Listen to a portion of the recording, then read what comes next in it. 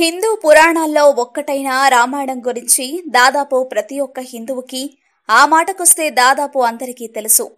రాముడి జననం, రాక్షసులను సంహరించడం, సీతను పరిణయమాడడం, అడవులకు వెళ్లి వనవాసం చేయడం, రావణుడు సీతను ఎత్తుకెళ్లడం, రాముడు రావణుణ్ణి సంహరించడం, ఇలా అనేక కాండాలలో రామాయణాన్ని వాల్మీకి కవి అద్భుతంగా రచించి భక్తులకు ఆ గ్రంథం పవిత్రతను తెలియచేశాడు.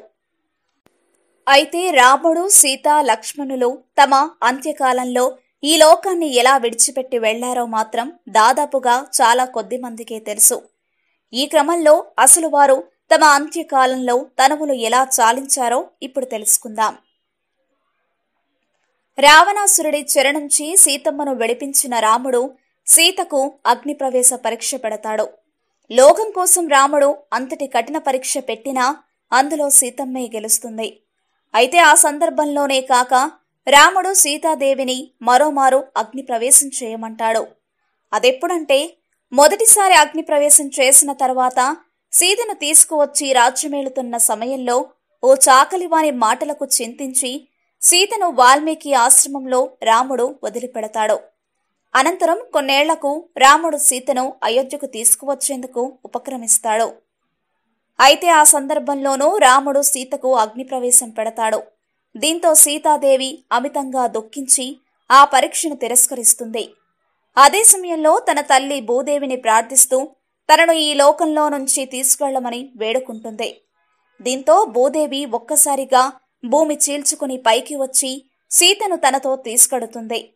అలా సీత తన తనువు చాలిస్తుంది. కాగా ప్రస్తుత ఉత్తరప్రదేశ్ రాష్ట్రంలో అలహాబాద్, వారణాసి ప్రాంతాలను కలుపుతూ ఉండే జుంగీగంజ్ అనే రైల్వే స్టేషన్ వద్ద సీతామర్హి అనే ఓ ప్రాంతం ఉంది.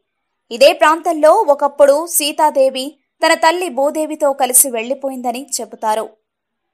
సీత వెళ్లిపోయాక రాముడు రాజ్యాన్ని పాలిస్తూ లవకుశులకు అన్నీ నేర్పిస్తాడు. వారు రాజులుగా రాజ్యాన్ని పాలించే అర్హత వచ్చాక ఒకరోజు రాముడి వద్దకు యమధర్మరాజు ఒక ఋషి వేషంలో వస్తాడు. అలా వచ్చి రాగానే రాముణ్ణి తీసుకుని ఆ ఋషి కోటలో ఉన్న ఓ గదిలోకి వెళతాడు. ఆ గదికి కాపలాగా లక్ష్మణుని నియమిస్తారు. లోపలికి ఎవరిని అనుమతించవద్దని వారు లక్ష్మణునికి చెబుతారు. అనంతరం ఆ ఋషి రాముడితో తనువు చాలించాల్సిన సమయం ఆసన్నమైందని చెబుతాడు. దీనికి అంగీకరించిన రాముడు ఓ శుభముహూర్తాన అయోధ్య సమీపంలో ఉన్న సరియు నదిలోకి వెళ్లి అంతర్ధానమవుతాడు. అక్కడ రాముడి అవతారం నుంచి మళ్లీ విష్ణు అవతారంలోకి మారిపోతాడు. రాముడి అనంతరం లక్ష్మణుడు కూడా అదే నదిలో తన తనువు చాలిస్తాడు. తన నిజరూపమైన శేషనాగు అవతారంలోకి అతను మారిపోతాడు. అలా రాముడు, సీత, లక్ష్మణుడు ముగ్గురు తమ అంత్యకాలంలో లోకాన్ని విడిచి వెళ్లిపోతారు. ఈ కథ గురించి పద్మ పురాణంలో వివరించబడింది. మా వీడియోస్ మీకు నచ్చినట్లయితే లైక్, షేర్, సబ్స్క్రైబ్ చేయండి.